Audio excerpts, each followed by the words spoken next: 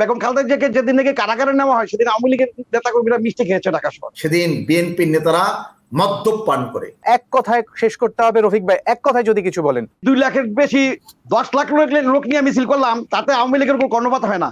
মিছিল সমাবেশ না করলে দ্রব্যমূল্যের দাম কমাবে না, মিছিল সভা সমাবেশ না করলে সুষ্ঠু নির্বাচন দিবে না, মিছিল সমাবেশ না করলে গণতন্ত্র রূপ প্রতিষ্ঠার প্রাতিষ্ঠানিক রূপ দিবে না।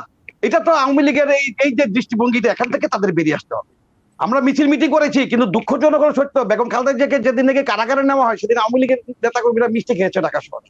আমরা সেদিন বেগম খালেদা জিয়ার নির্দেশে কিন্তু নামি নাই রাজপথে, আমরা নেমেছিলাম, বক্সিবাজারে ছিলাম, কিন্তু আমরা রাজপথে আমরা তাণ্ডব সৃষ্টি করি নাই, আমরা তাণ্ডব সৃষ্টি করি নাই।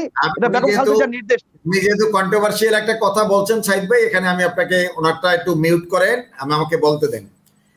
দেখুন, বাংলাদেশ আওয়ামী লীগ প্রতিহিংসার রাজনীতি করে না, প্রতিহিংসার শিকার। 1975 সালের 15 আগস্ট জাতির পিতা বঙ্গবন্ধু শেখ মুজিবকে নির্মম হত্যার পরে স্বৈরশাসক বঙ্গবন্ধু হত্যাকাণ্ডের মাস্টার মাইন্ড খুনি জিয়াউর রহমান পার্লামেন্টে আইন পাশ করেছিলেন 1979 সালের 26শে জুলাই, যে বঙ্গবন্ধু হত্যার বিচার করা যাবে না। এইরকম একটি অধ্যাদেশ জারি করেছিল খুনি মোস্তাক, আইনে রূপান্তরিত করেছিল খুনি জিয়াউর রহমান।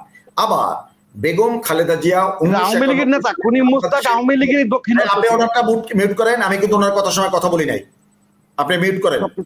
আপনার সেই জায়গায় দাঁড়িয়ে বেগম খালেদা জিয়া প্রতিহিংসার রাজনীতি বা মিষ্টি বিতরণ, এই মিস্টার রফিক শিকদার আমার ভাইয়েরা মধুর ক্যান্টিনে 15ই আগস্ট জাতি যখন জাতীয় শোক দিবস পালন করে, আমরা যখন শোকে মুহ্যমান থাকি গোটা জাতি, তখন বেগম খালেদা জিয়ার মিথ্যা জন্মদিন পালন করেন, কেক কেটে উৎসব করেন, এবং সেদিন বিএনপির নেতারা মদ্যপান করে। স্বাভাবিক কারণেই আমরা ওনাদের চরিত্র জানি।